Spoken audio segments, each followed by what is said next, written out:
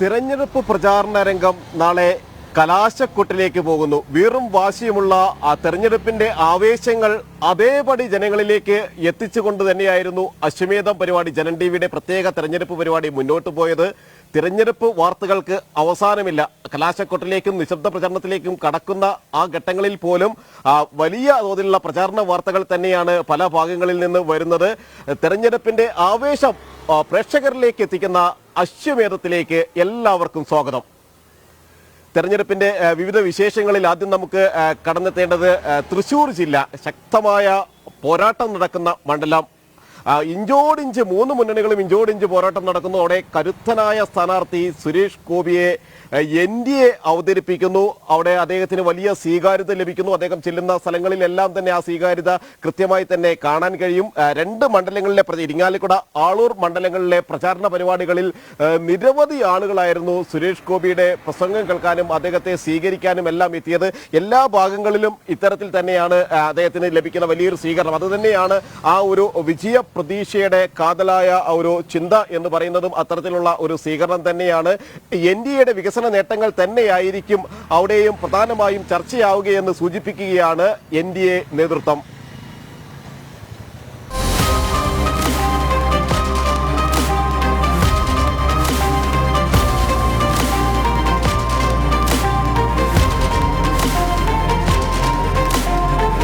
അവസാന ലാപ്പിൽ പ്രചാരണം കൊഴുപ്പിക്കുകയാണ് സുരേഷ് ഗോപി. നാളെയാണ് കൊട്ടിക്കലാശം നടക്കുക. ഓരോ സ്ഥലങ്ങളിലേക്കും എത്തുമ്പോൾ സ്ഥാനാർത്ഥിക്ക് ജനങ്ങളോട് പറയാനുള്ളത് വികസനത്തെക്കുറിച്ചാണ്. മുരടിച്ചുപോയ തൃശ്ശൂരിന്റെ വികസനം അതുതന്നെയാണ് എല്ലായിടത്തും ചർച്ചയാകുന്നതും. പ്രചാരണ രംഗത്ത് NDA കുതിക്കുമ്പോൾ ഇടതു വലതു മുന്നണികൾ കിതയ്ക്കുകയാണെന്ന് BJP സംസ്ഥാന ഉപാധ്യക്ഷൻ C സദാനന്ദൻ മാസ്റ്റർ പറഞ്ഞു. നമ്മുടെ തൃശ്ശൂർ പാർലമെൻറ്റ് മണ്ഡലത്തെ സംബന്ധിച്ച് ഇന്ത്യ മുന്നണിയിലെ രണ്ട് ഘടകകക്ഷികൾ പരസ്പരം മത്സരിക്കുകയാണ് BJPയെ തോൽപ്പിക്കാൻ വേണ്ടി. അപ്പോൾ ഈ രണ്ട് കൂട്ടരും BJPയോട് മത്സരിച്ച് കിതയ്ക്കുന്ന അവസ്ഥയാണ് നമ്മൾ കാണുന്നത്. അതേ സമയത്ത് സുരേഷ് ഗോപി സ്ഥാനാർത്ഥി എന്നുള്ള നിലയിൽ സമാജസ്നേഹിയായ, സമർപ്പണ ബോധമുള്ള, സാമൂഹ്യ പ്രതിബദ്ധതയുള്ളൊരു സ്ഥാനാർത്ഥി അണിനിരത്തി BJP മുന്നോട്ട് പോകുമ്പോൾ അതൊരു കുതിപ്പായി മാറുകയാണ്. രണ്ട് മുന്നണികളും, അതായത് ഇടത് വലത് മുന്നണികൾ കിതയ്ക്കുമ്പോൾ NDA കുതിക്കുകയാണ്. ജനങ്ങളെ മിക്കവാറും ഈ മണ്ഡലത്തിലെ 14 ലക്ഷത്തോളം വരുന്ന വോട്ടർമാരിൽ നേരിട്ട് അവരുടെ വീടുകളിലേക്ക് ഞങ്ങളുടെ പ്രവർത്തകർ ഇതിനകം 2, 3, 4 തവണയായി സമ്പർക്കം നടത്തി കഴിഞ്ഞു. ഇനിയിപ്പോൾ അവസാന വട്ടം എന്നുള്ള നിലയ്ക്ക് ഇപ്പോൾ വീണ്ടും ഈ സമ്പർക്ക പരിപാടിയിൽ നമ്മുടെ പ്രവർത്തകർ മുഴുകിയിരിക്കുകയാണ്. ഒപ്പം ഈ പറഞ്ഞതുപോലെ നാളെ കൊട്ടിക്കലാശം നടക്കുമ്പോൾ അതൊരു ചരിത്ര സംഭവമാക്കാനുള്ള തയ്യാറെടുപ്പുകൾ നടക്കുന്നു. ജനങ്ങൾ മുഴുവൻ BJPയെ വളരെ പ്രതീക്ഷയോടെ കാണുന്നു എന്നുള്ളതാണ് ഫീൽഡിൽ നമുക്ക് കാണാൻ സാധിക്കുന്ന ഒരു പ്രതിഭാസം. ഇടതു വലതു മുന്നണികളുടെ വാഗ്ദാനങ്ങൾ ഇന്നും അതുപോലെ തന്നെ നിലനിൽക്കുന്നുവെന്നും വികസനമെന്നാൽ അത് പ്രാവർത്തികമാക്കേണ്ടതുമാണെന്നുമാണ് NDA വ്യക്തമാക്കുന്നത്. തിരഞ്ഞെടുപ്പിന് മുൻപായുള്ള കൊട്ടിക്കലാശത്തിനുള്ള ഒരുക്കത്തിലാണ് NDA ക്യാമ്പുകളും. വലിയ ആത്മവിശ്വാസത്തിലാണ് പ്രവർത്തകരും. കൊട്ടിക്കലാശം അതിനായിട്ടുള്ള എല്ലാ ഒരുക്കങ്ങളും പൂർത്തിയായിക്കൊണ്ടിരിക്കുകയാണ്. കൊട്ടിക്കലാശം തീർച്ചയായിട്ടും തൃശ്ശൂരിനെ വരെ കാണാത്ത രീതിയിലുള്ള ഒരു കൊട്ടിക്കലാശം തന്നെയായിരിക്കും. അതോടൊപ്പം തന്നെ സ്ത്രീകളുടെ പങ്കാളിത്തം. കാരണം പ്രചരണ രംഗത്ത് തന്നെ നമുക്കറിയാം, പതിവിലും വിപരീതമായിട്ട് സുരേഷ് ഗോപിക്ക് വേണ്ടിയിട്ട് അണിനിരക്കുന്നത്, നരേന്ദ്രമോദിക്ക് വേണ്ടി അണിനിരക്കുന്നത് അത്രയും അധികം സ്ത്രീകളാണ്. അപ്പം സ്ത്രീകളുടെ ഒരു വലിയ സുരേഷ് ഗോപി സർ വന്നിറങ്ങിയ ഒരു നിമിഷം നമുക്കറിയാം. അതിലും അപ്പുറം ആവേശം വിതർന്ന രീതിയിലുള്ള ഒരു കൊട്ടിക്കലാശം തന്നെയായിരിക്കും തൃശ്ശൂർ നേരിടാൻ പോകുന്നത് എന്ന് തന്നെയാണ് എനിക്ക് പറയാനുള്ളത്. ജാതി, മത, വർണ്ണ, വർഗഭേദമില്ലാതെ എല്ലാ ജനങ്ങളും പ്രചാരണ രംഗത്ത് സ്ഥാനാർത്ഥിക്കൊപ്പമുണ്ട്. അദ്ദേഹത്തിന് ലഭിക്കുന്ന ജനസ്വീകാര്യതയിൽ NDA നേതൃത്വവും വലിയ പ്രതീക്ഷയിലാണ്. ജനം, തൃശ്ശൂർ. വികസന കാഴ്ചപ്പാടുകൾ പങ്കുവച്ചും തങ്ങളുടെ നിലപാടുകൾ വ്യക്തമാക്കിയും മുന്നേറുകയാണ് ഓരോ ലോക്സഭാ മണ്ഡലത്തിലെയും സ്ഥാനാർത്ഥികൾ. അത്തരത്തിൽ കോഴിക്കോട് ലോക്സഭാ മണ്ഡലത്തിലെ NDA, UDF, LDF സ്ഥാനാർത്ഥികൾ ഒത്തുകൂടി അവരവിടെ വികസന കാഴ്ചപ്പാടുകളും തങ്ങൾ മുന്നോട്ട് വയ്ക്കുന്ന ആശയങ്ങളുമെല്ലാം തന്നെ വോട്ടർമാർക്ക് മുന്നിൽ അവതരിപ്പിക്കുകയും ചെയ്തു. പ്രസ് ക്ലബിന്റെ ഇതുമായി ബന്ധപ്പെട്ട് കാലിക്കറ്റ് പ്രസ് ക്ലബ്ബ് സംഘടിപ്പിച്ച മുഖാമുഖം പരിപാടിയിലാണ് 3 സ്ഥാനാർത്ഥികളും ഒരുമിച്ച് വന്നതും ഒപ്പം തന്നെ അവരുടെ ചിന്താഗതികളും ആശയങ്ങളും വികസന പദ്ധതികളുമെല്ലാം മുന്നോട്ട് വയ്ക്കുകയും ചെയ്തത്. മണ്ഡലത്തിലെയും സംസ്ഥാന ദേശീയ വിഷയങ്ങളും ചർച്ച ചെയ്തായിരുന്നു മുഖാമുഖം പരിപാടി നടന്നത്. രാഹുൽ ഗാന്ധിയുടെ നേതൃത്വത്തിൽ ഇന്ത്യ മുന്നണി അധികാരത്തിൽ വരുമെന്നും UPAയുടെ കാലത്താണ് കോഴിക്കോട് മണ്ഡലത്തിൽ ഏറ്റവും കൂടുതൽ വികസനം വന്നതെന്നും UDF സ്ഥാനാർത്ഥി MK രാഘവൻ. UPA ഗവൺമെൻറ് കാലത്താണ് ഏറ്റവും കൂടുതൽ വികസന പദ്ധതികൾ കൊണ്ടുവന്നിട്ടുള്ളത്. മൾട്ടി സൂപ്പർ സ്പെഷ്യാലിറ്റി ആശുപത്രി എന്ന് പറയുന്നത് PMSSYയുടെ കീഴിലാണ്. 200 കോടിയുടെ പ്രോജക്റ്റാണ്. അത് യാഥാർത്ഥ്യമായി. രാഹുൽ ഗാന്ധിക്ക് പക്വതയില്ലെന്നും സംസ്ഥാനത്തെ കേന്ദ്ര സർക്കാർ അവഗണിക്കുകയാണെന്നും ഇടത് സ്ഥാനാർത്ഥി എളമരം കരീം. കെജ്രിവാളിൻ്റെ അറസ്റ്റിനെതിരെ രാംലീല മൈതാനത്ത് പ്രതിപക്ഷത്തിൻ്റെ വലിയ റാലി നടന്നു. ആ റാലിയിൽ മുഖ്യ പ്രഭാഷണം നടത്തിയ ശ്രീ രാഹുൽ ഗാന്ധി കേരളത്തിൽ വന്ന് ചോദിക്കുന്നത് എന്താണ് പിണറായിയെ ED അറസ്റ്റ് ചെയ്യാത്തതെന്നാണ്. ഈ വൈരുദ്ധ്യം പ്രതിപക്ഷ മുന്നണിക്ക് നേതൃത്വം കൊടുക്കേണ്ട പാർട്ടിയുടെ നേതൃത്വത്തിൻ്റെ പക്വതയില്ലായ്മയും രാഷ്ട്രീയ വീക്ഷണത്തിൻ്റെ വൈകല്യത്തെയും വ്യക്തമാക്കുന്നു. നരേന്ദ്രമോദി സർക്കാർ നൽകിയ വികസനം കോഴിക്കോടിന് ആരും നൽകിയിട്ടില്ലെന്നും അതിനാൽ മോദി 3ാം തവണയും അധികാരത്തിൽ വരാൻ ജനങ്ങൾ ആഗ്രഹിക്കുന്നതായും NDA സ്ഥാനാർത്ഥി MT രമേശിന്റെ മറുപടി. മറ്റ് 2 സ്ഥാനാർത്ഥികളും MP എന്ന നിലയിൽ പ്രവർത്തിച്ചവരാണെന്നും തനിക്ക് അവസരം തരാൻ തയ്യാറാകണമെന്നും MT രമേശ്. കഴിഞ്ഞ പ്രാവശ്യത്തേക്കാൾ ഭൂരിപക്ഷത്തോടുകൂടി മോഡി ഗവൺമെൻറ് വീണ്ടും തിരിച്ചു വരും. പ്രധാനപ്പെട്ട കാരണം 10 വർഷക്കാലം നമ്മുടെ രാജ്യത്ത് നടപ്പിലാക്കിയിട്ടുള്ള അഭൂതപൂർവമായിട്ടുള്ള വികസന പ്രവർത്തനങ്ങൾ, ജനക്ഷേമ പ്രവർത്തനങ്ങൾ, ലോകത്തിൽ മറ്റൊരു രാജ്യത്തിനും താരതമ്യം ചെയ്യാൻ സാധിക്കാത്ത വികസനവും ക്ഷേമവുമാണ് നമ്മുടെ രാജ്യത്ത് നരേന്ദ്രമോദി സർക്കാർ കഴിഞ്ഞ 10 വർഷത്തിനിടയിൽ നടപ്പിലാക്കിയത്. കോംട്രസ്റ്റ് വിഷയത്തിൽ ഇടത് യൂണിയൻ നേതാവ് സംസ്ഥാന സർക്കാരിനെ കുറ്റപ്പെടുത്തിയതിനെപ്പറ്റി ചോദിച്ചപ്പോൾ അതിനെപ്പറ്റി തനിക്ക് അറിയില്ലെന്ന് പറഞ്ഞ് എളമരം കരീം തടിയൂരി. എന്നാൽ MT രമേശ് വിട്ടില്ല. സ്വകാര്യ വ്യക്തിക്കെതിരെ സർക്കാർ എന്തുകൊണ്ട് സുപ്രീം കോടതിയിൽ പോകുന്നില്ല എന്ന് MT. രാഷ്ട്രപതി ഒപ്പിട്ട് നിയമമായിട്ടുള്ള സംഗതി ഹൈക്കോടതിയിൽ ചോദ്യം ചെയ്യാൽ സാധാരണ നിലക്ക് അത് സ്റ്റേ കിട്ടിയിട്ടുണ്ടെങ്കിൽ അതിനായിട്ട് സുപ്രീം കോടതിയിൽ അപ്പീൽ പോകണ്ടേ? കാരണം രാഷ്ട്രപതി ഒപ്പിട്ടാൽ it is the law of land. രാഷ്ട്രപതി ഒപ്പിട്ട നിയമമാണ്. ആ നിയമത്തെ ഒരു സ്വകാര്യ വ്യക്തികൾ ചോദ്യം ചെയ്തിട്ട്, ഒരു ഗവൺമെൻറ് ഏജൻസി ഇല്ല, സ്വകാര്യ വ്യക്തികൾ ചോദ്യം ചെയ്തിട്ട് അതിനെതിരായിട്ട് സുപ്രീം കോടതിയിൽ പോകാത്തത് എന്തുകൊണ്ടാണ് എന്നുള്ളതിന് കൂടി LDF ഉത്തരം പറയണം. നരേന്ദ്രമോദിക്ക് ബദലാകാൻ ഇടതുപക്ഷത്തിന് മാത്രമേ സാധിക്കൂ എന്ന എളമരം കരീമിന്റെ വാദത്തിന് MK രാഘവന്റെ വക ട്രോൾ. 543 സീറ്റുകൾ തന്നെ മത്സരിക്കുന്ന പാർട്ടിക്ക് മാത്രമേ തോൽപ്പിച്ച് തിരിച്ച് അധികാരത്തിൽ വരാൻ സാധിക്കും. CPM പോലത്തെ പാർട്ടി 47 സീറ്റ് താഴെയാണ് മത്സരിക്കുന്നത്. ഒരിക്കലും അവർക്കൊന്നും ചെയ്യാൻ, ജില്ലയിൽ ഒന്നും ചെയ്യാൻ കഴിയില്ല. കോഴിക്കോടിന്റെ മാത്രമായ എയിംസ്, ബേപ്പൂർ പോർട്ട് തുടങ്ങിയവയ്ക്കൊപ്പം ഇലക്ട്രൽ ബോണ്ടും CAA വരെ ചർച്ചയായ മുഖാമുഖം അവസാനിപ്പിച്ച് പിരിഞ്ഞപ്പോൾ സ്ഥാനാർത്ഥികൾ ഹസ്തദാനം നൽകിയതിനെയും മൂവരും പരസ്പരം ട്രോളി. അതങ്ങനെയല്ല, 2 പേരിൽ ഒരാളെ കേട്ടാൽ മതി, 2 മുന്നണിയാണ്. ജനം, കോഴിക്കോട്. NDA മറ്റു മുന്നണികളെ നേരിടുന്നത് കൃത്യമായി തന്നെ അവർക്കെതിരായ കുറ്റപത്രം അവതരിപ്പിച്ചുകൊണ്ടാണ്. എങ്ങനെയാണ് അഴിമതിയും സ്വജനപക്ഷപാതവും എല്ലാം കാണിച്ചുകൊണ്ട് LDF, UDF മുന്നണികൾ കേരളം മാറി മാറി ഭരിച്ചത് എന്ന് വ്യക്തമാക്കുന്ന കുറ്റപത്രമാണ് BJP NDA മുന്നോട്ട് വയ്ക്കുന്നത്. BJP സംസ്ഥാന പ്രഭാരി കൂടിയായ പ്രകാശ് ജാവദേക്കർ ആണ് തിരുവനന്തപുരത്ത് BJP സംസ്ഥാന കാര്യാലയമായ മാരാർജി ഭവനിൽ കുറ്റപത്രത്തിന്റെ പ്രകാശന കർമ്മം നിർവഹിച്ചത്. BJP പുറത്തിറക്കിയ ആളുന്ന ജനരോക്ഷത്തിന്റെ കുറ്റപത്രത്തിന്റെ പ്രകാശനം മുൻ കേന്ദ്രമന്ത്രിയും സംസ്ഥാന പ്രഭാരിയുമായ പ്രകാശ് ജാവദേക്കറാണ് നിർവഹിച്ചത്. സംസ്ഥാന മുൻ പ്രസിഡന്റുമാരായ കുമ്മനം രാജശേഖരൻ, PK കൃഷ്ണദാസ്, സംസ്ഥാന സെക്രട്ടറി JR പത്മകുമാർ, വക്താവ് സന്ദീപ് വാചസ്പതി എന്നിവർ ചടങ്ങിൽ പങ്കെടുത്തു. സംസ്ഥാനത്തിന്റെ സാമ്പത്തിക തകർച്ച, വ്യവസായങ്ങളുടെ വിനാശവും തൊഴിലില്ലായ്മയും, സഹകരണ കുംഭകോണം അടക്കമുള്ള അഴിമതികൾ, ക്രമസമാധാന തകർച്ച, സ്വജനപക്ഷപാതം, സ്ത്രീകൾക്കും കുട്ടികൾക്കുമെതിരായ അതിക്രമങ്ങൾ, വനം വന്യജീവി പ്രശ്നങ്ങൾ എന്നിവയെല്ലാം കുറ്റപത്രത്തിലുണ്ട്. ഈ കുറ്റപത്രം യഥാർത്ഥ കേരള സ്റ്റോറിയാണെന്ന് PK കൃഷ്ണദാസ് പറഞ്ഞു. ഞങ്ങൾ മാർക്സിസ്റ്റ് പാർട്ടിയുടെയും കോൺഗ്രസിന്റെയും ജനവിരുദ്ധ നയങ്ങൾ, അഴിമതി, സ്വജനപക്ഷപാതം, അതിലൂടെ ഉണ്ടായ കേരളത്തിന്റെ പരിതാപകരമായ പതനം അത് ചൂണ്ടിക്കാണിക്കുന്ന സമയത്ത് ഞങ്ങൾ കേരള വിരുദ്ധരാണ്, കേരളത്തിനെതിരാണ് എന്ന് മുഖ്യമന്ത്രി പറയുന്നത് എന്താ അർത്ഥമുള്ളത്? അതുകൊണ്ട് യഥാർത്ഥ കേരള സ്റ്റോറിയാണ് ഞങ്ങൾ ഈ കുറ്റപത്രത്തിലൂടെ ഞങ്ങൾ അവതരിപ്പിച്ചിട്ടുള്ളത്. സംസ്ഥാനത്തിന് പുറത്ത് ഇന്ത്യ സഖ്യം കേരളത്തിൽ മാത്രം പരസ്പരം മത്സരിച്ച് ജനങ്ങളെ കബളിപ്പിക്കുകയാണെന്നും BJP കുറ്റപത്രം കുറ്റപ്പെടുത്തുന്നു. ജനം, തിരുവനന്തപുരം.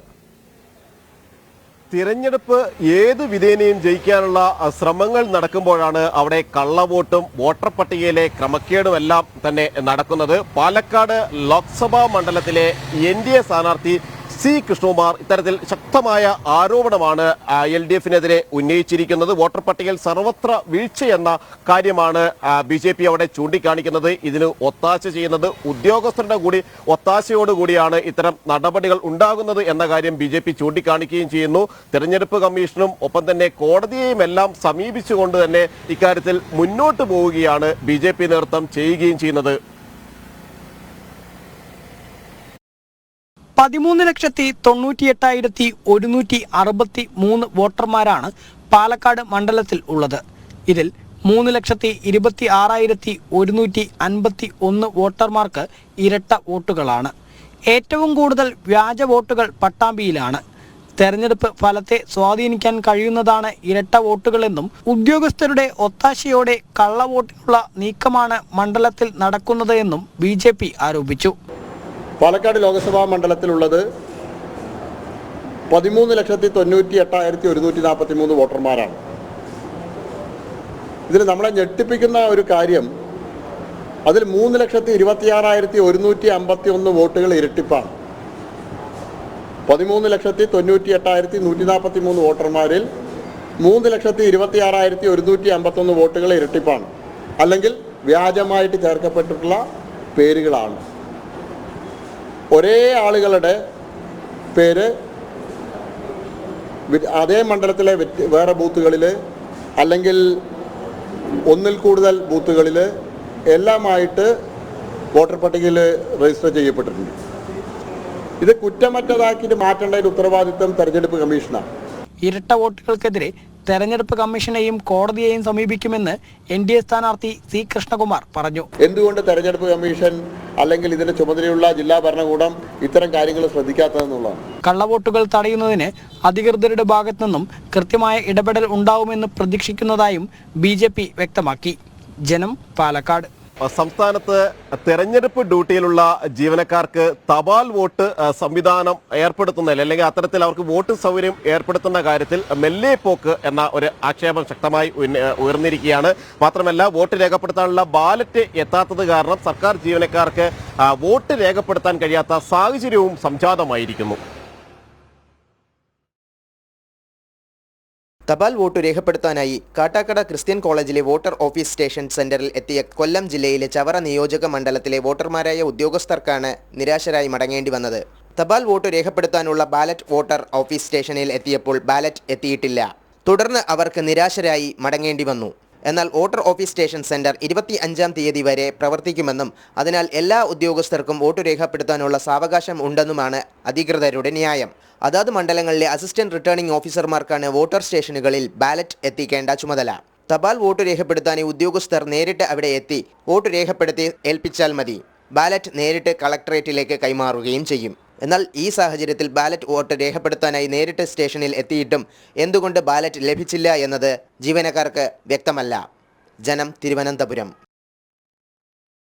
വിവിധ രാഷ്ട്രീയ പാർട്ടികളിൽ നിന്ന് BJPയിലേക്കുള്ള ഒഴുക്ക് തുടരുകയാണ്. അത് CPMൽ നിന്നും കോൺഗ്രസിൽ നിന്നും എല്ലാവരും തന്നെ BJPയുടെ ഭാഗമായി പ്രവർത്തിക്കാൻ തയ്യാറായിക്കൊണ്ട് മുന്നോട്ട് വരുന്നു. ഏറ്റവും ഒടുവിൽ അതിൽ ഏറ്റവും പ്രധാനപ്പെട്ടതെന്ന് പറയുന്നത് കെ സുധാകരൻ്റെ KPCC അധ്യക്ഷൻ കെ സുധാകരൻ്റെ PA ആയിട്ടുള്ള മനോജ്, കണ്ണൂർ വള്ളിക്കുന്ന് സ്വദേശിയായിട്ടുള്ള മനോജ് തന്നെ BJPയുടെ VK മനോജ് BJPയിൽ അംഗത്വം എടുത്തു. BJPയുടെ അംഗത്വം അദ്ദേഹത്തിന് നൽകിയിരിക്കുന്നത് BJP സംസ്ഥാന സെക്രട്ടറി ആയിട്ടുള്ള കെ ശ്രീകാന്തിൽ നിന്നാണ് VK മനോജ് അംഗത്വം സ്വീകരിച്ചിരിക്കുന്നത്.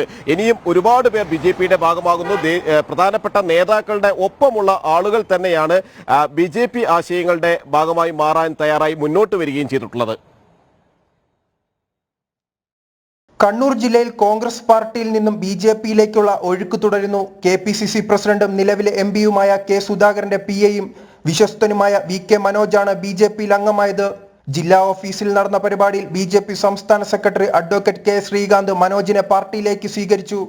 ശ്രീ VK മനോജ് സുധാകരൻ MPയുടെ പേഴ്സണൽ അസിസ്റ്റന്റ് ആയിട്ട് കുറെ കാലമായിട്ട് അദ്ദേഹത്തിൻ്റെ മനസാക്ഷി സൂക്ഷിപ്പുകാരനെ പോലെ തന്നെ പ്രവർത്തിക്കുന്ന ആളാണ്. അദ്ദേഹം സുധാകരന്റെ ക്യാമ്പ് ഒഴിവാക്കി കോൺഗ്രസ് ഉപേക്ഷിച്ച് ഇന്ന് NDAയിൽ ചേരുകയാണ്. കണ്ണൂരിൽ വികസനം എത്തിക്കാൻ കെ സുധാകരന് കഴിഞ്ഞില്ലെന്നും നിലവിലെ NDA സ്ഥാനാർത്ഥി വിജയിക്കേണ്ടത് അനിവാര്യമാണെന്നും മനോജ് പറഞ്ഞു. ഞാൻ മനസ്സിലാക്കിയത് നമ്മുടെ കണ്ണൂരിന് വേണ്ടി ഒരുപാട് കാര്യങ്ങൾ അന്ന് ചെയ്തിരുന്ന ഇന്ന് ഈ കണ്ണൂരല്ലായിരുന്നു. കണ്ണൂർ മൊത്തമായി മാറിയിട്ടുണ്ടായിരുന്നു അന്ന് തുടങ്ങിയിരുന്നെങ്കിൽ. ഇപ്പം വരെ തുടങ്ങിയിട്ടില്ല. ഇപ്പോഴെനിക്കൊരു ഊർജം വന്നത് ഇത്രയും നല്ലൊരു കാൻഡിഡേറ്റ് NDAന്റെ ഭാഗത്ത് നിന്ന് ഇത്രയും നല്ലൊരു കാൻഡിഡേറ്റ് എനിക്ക് തോന്നുന്നില്ല അടുത്ത കാലത്ത് ഉണ്ടായിരുന്നില്ല. വരും ദിവസങ്ങളിൽ കൂടുതൽ കോൺഗ്രസ് നേതാക്കൾ BJPയിലേക്ക് കടന്നുവരുമെന്ന് BJP ജില്ലാ നേതൃത്വം വ്യക്തമാക്കുന്നു. ജനം, കണ്ണൂർ. കൊട്ടിക്കലാശം വലിയ തോതിൽ തന്നെ സംഘർഷങ്ങളുടെ എല്ലാം സാഹചര്യങ്ങൾ ഉണ്ടാകാറുണ്ട്. എല്ലാ മുന്നണികളും ഒരു ഭാഗത്ത് കേന്ദ്രീകരിക്കുമ്പോഴെല്ലാം ഉള്ള ഒരു സാഹചര്യം, സംഘർഷ സാഹചര്യങ്ങൾ എല്ലാ തവണയും പല സ്ഥലങ്ങളിൽ നിന്നും റിപ്പോർട്ട് ചെയ്യാറുമുണ്ട്. എന്നാൽ തിരുവനന്തപുരത്ത് ജില്ലാ കളക്ടർ ഇക്കാര്യത്തിൽ ചില നിർദ്ദേശങ്ങൾ പുറപ്പെടുവിച്ചിരിക്കുകയാണ്. അതുമായി ബന്ധപ്പെട്ടുകൊണ്ട് പ്രധാനമായും ഇക്കാര്യത്തിൽ കൊട്ടിക്കലാശം സമാധാനപരമായി നടത്താൻ വേണ്ടി എല്ലാവരും ശ്രദ്ധിക്കണമെന്ന് അദ്ദേഹം പറഞ്ഞിരിക്കുന്നു. മാത്രമല്ല വാഹനങ്ങൾ ഉപയോഗിക്കുന്നതടക്കം നിയമാനുസൃതമായി മാത്രമായിരിക്കണം കാര്യങ്ങൾ ചെയ്യേണ്ടത് എന്ന ശക്തമായ ഒരു നിർദ്ദേശം കൂടി നൽകിയിരിക്കുകയാണ് തിരുവനന്തപുരം ജില്ലാ കളക്ടർ. 2024 ലോക്സഭാ തെരഞ്ഞെടുപ്പുമായി ബന്ധപ്പെട്ട പരസ്യപ്രചാരണത്തിന്റെ കൊട്ടിക്കലാശത്തിൽ പാലിക്കേണ്ട മാർഗനിർദ്ദേശങ്ങളാണ് ജില്ലാ തെരഞ്ഞെടുപ്പ് ഉദ്യോഗസ്ഥനായ തിരുവനന്തപുരം ജില്ലാ കളക്ടർ പുറപ്പെടുവിച്ചത്. ജില്ലയിലെ പേരൂർക്കട, തിരുമല, വട്ടിയൂർക്കാവ്, കിഴക്കേക്കോട്ട, വിഴിഞ്ഞം, പാപ്പനംകോട്, ശ്രീകാര്യം, കഴക്കൂട്ടം, കല്ലിയൂർ, ഭീമാപ്പള്ളി, പൂന്തുറ, നെയ്യാറ്റിൻകര ടൗൺ, ആറ്റിങ്ങൽ, കച്ചേരിനട, കിളിമാനൂർ, വിതുര, വർക്കല മൈതാനം, പാറശാല, ഉദിയംകുളങ്ങര, വെഞ്ഞാറമൂട്, വെള്ളറട ജംഗ്ഷൻ, കാട്ടാക്കട ജംഗ്ഷൻ എന്നിവിടങ്ങളിലാണ് പരസ്യപ്രചാരണത്തിന്റെ അവസാനം കുറിക്കുന്ന കൊട്ടിക്കലാശത്തിന്റെ പ്രധാന വേദികൾ. കൊട്ടിക്കലാശം സമാധാനപരമായി മാത്രം നടത്തണം. വൈകുന്നേരം 6 മണിക്ക് കൊട്ടിക്കലാശം അവസാനിപ്പിക്കണം. പ്രകോപനപരമായ മുദ്രാവാക്യങ്ങൾ മുഴക്കരുത്. അനുവദനീയമായ ശബ്ദപരിധിയിൽ കവിഞ്ഞ ശബ്ദത്തിൽ മൈക്ക് അനൗൺസ്മെന്റ് നടത്തുന്നത് എന്നിവ ഒഴിവാക്കേണ്ടതാണെന്നും നിർദ്ദേശമുണ്ട്. കൊട്ടിക്കലാശവുമായി ബന്ധപ്പെട്ട് വിദ്വേഷം സൃഷ്ടിക്കുന്നതോ വർഗീയ സംഘർഷത്തിനിടയാക്കുന്നതോ ആയ യാതൊരു പ്രവർത്തനവും ഒരു രാഷ്ട്രീയ പാർട്ടിയുടെയും സ്ഥാനാർത്ഥിയുടെയും ഭാഗത്തുനിന്ന് ഉണ്ടാകാൻ പാടില്ല. എതിർ സ്ഥാനാർത്ഥികളുടെ പ്രചാരണം തടസ്സപ്പെടുത്തുന്ന തരത്തിലോ പ്രകോപനപരമായ രീതിയിലോ സ്ഥാനാർത്ഥികളോ അവരുടെ പ്രവർത്തകരോ പെരുമാറാനും പാടില്ല. സ്ഥാനാർത്ഥികളുടെ വ്യക്തിജീവിതത്തെ ആക്രമിക്കുന്ന തരത്തിലുള്ള പ്രസ്താവനകൾ നടത്താൻ പാടില്ല. പൊതുമുതൽ നിന്ന് നാശം വരുത്തുന്ന രീതിയിൽ പ്രകടനങ്ങൾ അതിരുവിടുന്ന പക്ഷം നിയമ നടപടി സ്വീകരിക്കുന്നതാണെന്നും ജില്ലാ തെരഞ്ഞെടുപ്പ് ഉദ്യോഗസ്ഥനായ ജില്ലാ കളക്ടർ അറിയിച്ചു. ജനം, തിരുവനന്തപുരം. ആറ്റിങ്ങലിന്റെ സമഗ്ര വികസനം ലക്ഷ്യമാക്കിക്കൊണ്ടുള്ള നിരവധി കാര്യങ്ങൾ ചെയ്യുന്നു. കൃത്യമായ ഒരു രൂപരേഖയുണ്ട്. ദാർശനികതയെ മുന്നോട്ട് വെച്ച് തന്നെയാണ് ആറ്റിങ്ങലെ NDA സ്ഥാനാർത്ഥി V മുരളീധരൻ മുന്നോട്ട് പോകുന്നത്. അദ്ദേഹം ഒരു വികസന രേഖ തന്നെ പുറത്തിറക്കിയിരിക്കുകയാണ്. 16 ഇന പദ്ധതികൾ മുന്നോട്ട് വെച്ചുകൊണ്ടുള്ളതാണ് വികസന രേഖ. അതിൽ എയിംസ് അടക്കമുള്ള കാര്യങ്ങൾ അദ്ദേഹം ഉൾപ്പെടുത്തുകയും ചെയ്തിട്ടുണ്ട്. കേരളത്തിന്റെ പ്രഭാരി പ്രകാശ് ജാവ്ദേക്കർ, ഒപ്പം തന്നെ മുൻ മിസോറാം ഗവർണർ കുമ്മനം രാജശേഖരൻ എന്നിവർ ചേർന്നാണ് ഈ വികസന രേഖ, ആറ്റിങ്ങലിലെ NDA സ്ഥാനാർത്ഥി V മുരളീധരന്റെ വികസന രേഖ പ്രകാശനം ചെയ്തത്.